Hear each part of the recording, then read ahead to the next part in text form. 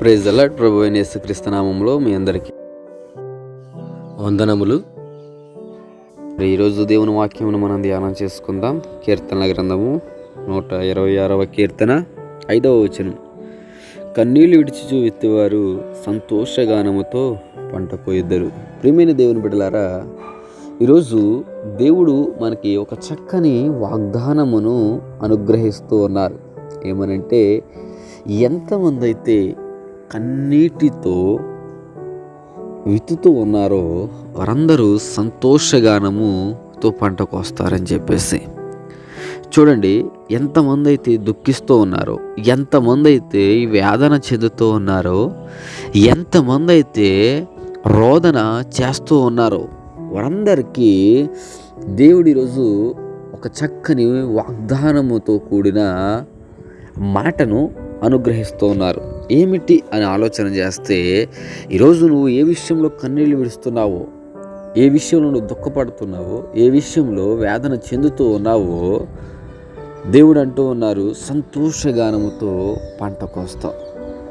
దేవుని నమ్ముకొని ఏంటి నాకు ఈ కష్టాలు, ఈ నష్టాలు, ఇబ్బందులు ఏంటి, యేసు ప్రభువు నమ్ముకోక ముందు కూడా నా జీవితం ఇలాగే ఉంది, ఈరోజు కూడా ఇలాగే ఉంది, ఏంటి ప్రభువా అని దేవుని పాదాలు పట్టుకుండి ఎంతమంది అయితే వేదన చెందుతూ ఉన్నారో వారితో దేవుడు ఈరోజు మాట్లాడుతూ ఉన్నారు.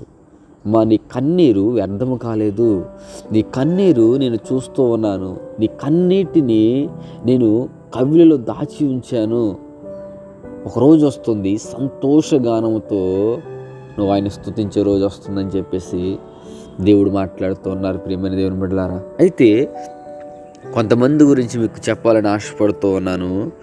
రెఫరెన్స్ చూపించను కానీ దేవుని చిత్తమును బట్టి ఒక 3-4 మీకు పరిచయం చేయాలని ఆశపడుతూ ఉన్నాను.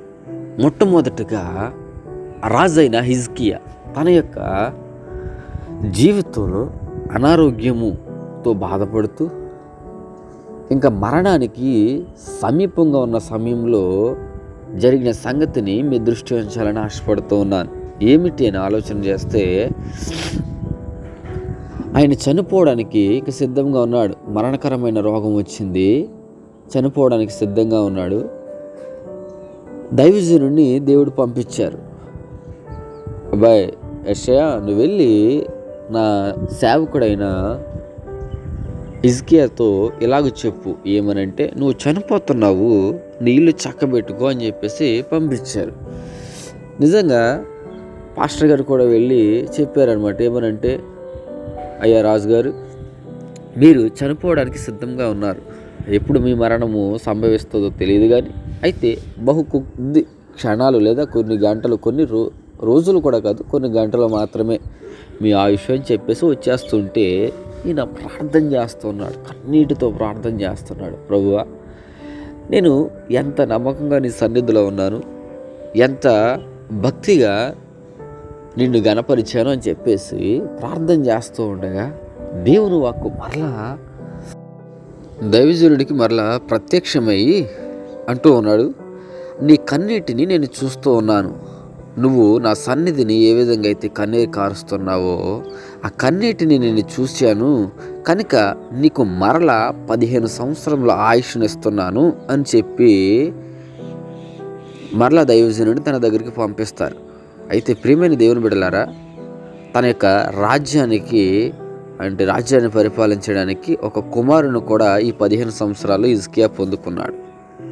అయితే ఇక్కడ నీ అనారోగ్యంలో నువ్వు కన్నీరు కారుస్తున్నావేమో, ఆ కన్నీరును దేవుడు చూస్తూ ఉన్నాడు. హిజ్కియా ప్రార్థన ఏ విధంగా అయితే దేవుడు ఆలకిస్తున్నాడో అటు రీతిగా దేవుడు ఈరోజు నీ ప్రార్థన కూడా ఆలకించి నిన్ను సంతోషభరితుడిగా చేయడానికి సిద్ధంగా ఉన్నారు. రెండో వ్యక్తిని మీకు నేను పరిచయం చేయాలని ఆశపడుతున్నాను. మీ అందరికీ తెలిసినటువంటి వ్యక్తి హన్నా. తన యొక్క వివాహమైన తర్వాత అనేక దినములు తనకి పిల్లలు లేరు. ఆ సందర్భంలో అనేక కుమారులు ప్రార్థన చేస్తుంది, నలుగురితో కూడా చూటుపూటు మాటలతో ఎంతగానో వేదన చెందుతూ ఉంది. ఇటువంటి సమయంలో దేవుని దగ్గర కన్నీటితో ప్రార్థన చేస్తున్నప్పుడు చక్కని కుమారుడు సమూయేలును దేవుడు అనుగ్రహించారు. ఏలీ అంటారు, అమ్మ మీదటికి నీ యొక్క గర్భమున కుమారుడు జన్మిస్తాడు, కుమారుడిని తీసుకుని నువ్వు వస్తావు అని చెప్పారు.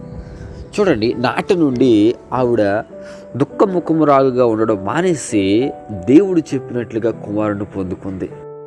తన యొక్క ఆ యొక్క దుఃఖమును దేవుడు సంతోషగానముగా మార్చి ఆవిడను కూడా దేవుడు ఘనపరిచారు.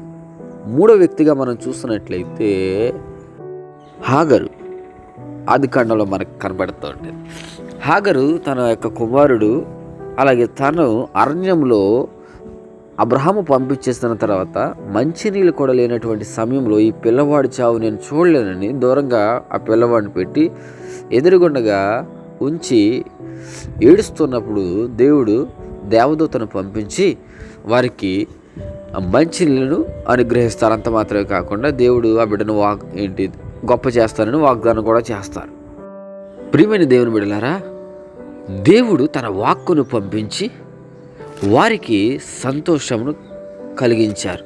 ఎప్పుడైతే దేవుని సేవకుని, అంటే 3 సందర్భాల్లో కూడా దైవజనుడు మనకి కామన్గా కనబడుతున్నాడు. అంటే దేవుని సేవకుడు, దూత కూడా దేవుని సేవకుని యొక్క సాదృశ్యంగా ఉన్నారు కనుక నేను అందుకని దేవుని సేవకుడు అని చెప్తూ ఉన్నాను. దేవుని సేవకుని ద్వారా తన మాటలను పంపించి తన బిడలకు సంతోషమును ఆనందమును కలుగజేస్తూ ఉన్నారు.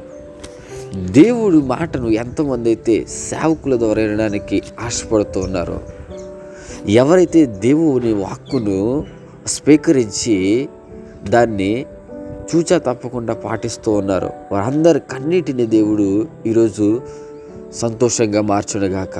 ఆమేన్. ప్రార్థన చేసుకుందాం. పరిశుద్ధుడానికి స్తోత్రములు తండ్రి. నీ బిడ్డలు ఎంతమంది అయితే వేదనతోనూ దుఃఖంతోనూ రోదనతోనూ ఉన్నారో ప్రతి ఒక్కరి యొక్క కన్నిటిని మీరు చూసి సంతోషంగా మార్చండి. నీ బిడ్డలు ఏదైతే ఆశపడుతున్నారో దాన్ని పొందుకుని నేను ఘనపరిచే గొప్ప భాగ్యము నీ బిడ్డలకు అనుగ్రహించి మహిమ పొందమని యేసు పరిశుద్ధ నామములో అడుగుచున్నాం తండ్రి. ఆమేన్. God bless you all.